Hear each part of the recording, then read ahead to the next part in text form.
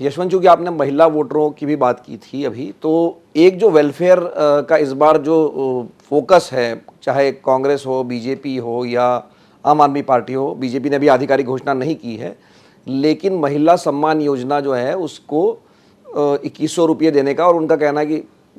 केंद्र सरकार ने हमारी योजना में अड़ंगा डाला, तो 2100 रुपये का ऑफर उन्होंने किया है।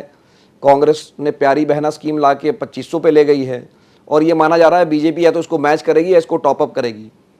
फिर प्रधानमंत्री ने भी ये कह दिया है कि भाई जो पुरानी जो स्कीम चल रही थी, मतलब मुफ्त बिजली, पानी, ये सब भी जारी रहेगा।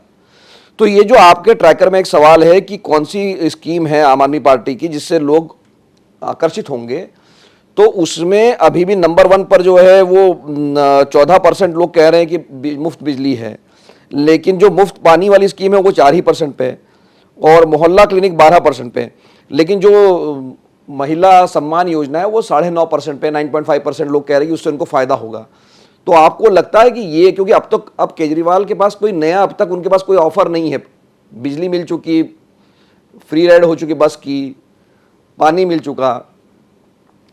मोहल्ला क्लिनिक बन चुका, तो अब ये जो नया एक जो बड़ी स्कीम है वो है महिला सम्मान योजना की। और हमने बाकी राज्यों में भी देखा, महाराष्ट्र में भी देखा, हरियाणा में, अपना हरियाणा में तो नहीं थी स्कीम, लेकिन झारखंड में भी देखा कि उसका फायदा मिला। तो आपको लगता है कि ये दिल्ली में ये जो स्कीम है ये कितना आकर्षित कर पाएगी?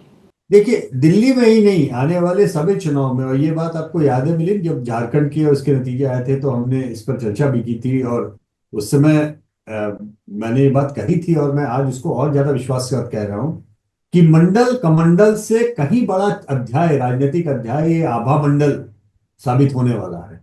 क्योंकि 50% वोट बैंक को टारगेट करके, और जिसका कि टर्नआउट फैक्टर लगातार बढ़ रहा है, और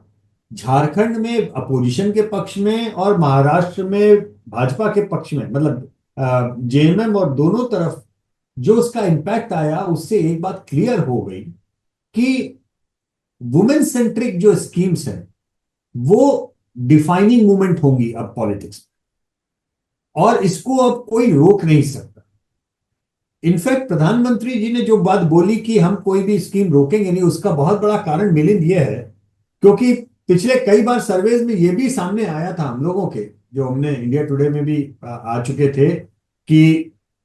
बड़ी तादाद में दिल्ली के मतदाता इस बात से डरते हैं कि बीजेपी अगर शासन में आ गई तो ये लाभकारी योजनाएं वो बंद कर देगी। तो ये डर लोगों के मन में बैठा हुआ है कि बीजेपी जीती तो ये फ्री बिजली, फ्री पानी ये बंद कर देगी। इसलिए प्रधानमंत्री को इस तरीके की घोषणा करनी पड़ी कि हमको कोई स्कीम हम बंद नहीं करेंगे, ताकि लोगों के मन से ये डर वो निकाल सके। अब बचता है महिला वोटर्स का, आपने जो सवाल किया। मेरे ख्याल से जो भी सत्ता में है और जो डिलीवर कर रहा है, वो अगर कोई स्कीम लॉन्च करता है तो उसको लाभ मिलता है। मसलन आपने महाराष्ट्र में देखा या झारखंड में देखा, महाराष्ट्र में तो हार के मुंह से जीत, और इतनी बड़ी जीत निकाल करके बीजेपी ले गई। इतनी बड़ी स्कीम का इतना जबरदस्त लाभ हुआ, 15% का गैप महिलाओं के वोटरों में वहां पर खींच गया स्विंग दूसरी साइड में। मुझे लगता है कि दिल्ली में हमें इस बात का ऊपर विशेष ध्यान देना पड़ेगा, और जितना मेरे पास में अभी तक आंकड़े हैं ट्रैक करके मिले, उसमें मैं आपको इतना इंडिकेशन दे सकता हूं कि आम आदमी पार्टी के पास में पुरुषों में मतों में जितनी लीड है बीजेपी के ऊपर, उससे करीबन 3 गुना ज्यादा लीड महिलाओं मतदाताओं के बीच में। तो सीधी सी बात है, उससे एक बात तो क्लैरिटी के साथ में आती है कि महिलाओं का झुकाव ज्यादा है आम आदमी पार्टी की ओर, और उसमें इस स्कीम का एक अच्छा खासा योगदान होगा, निश्चित तौर पर होगा, इससे मैं इनकार नहीं कर सकता।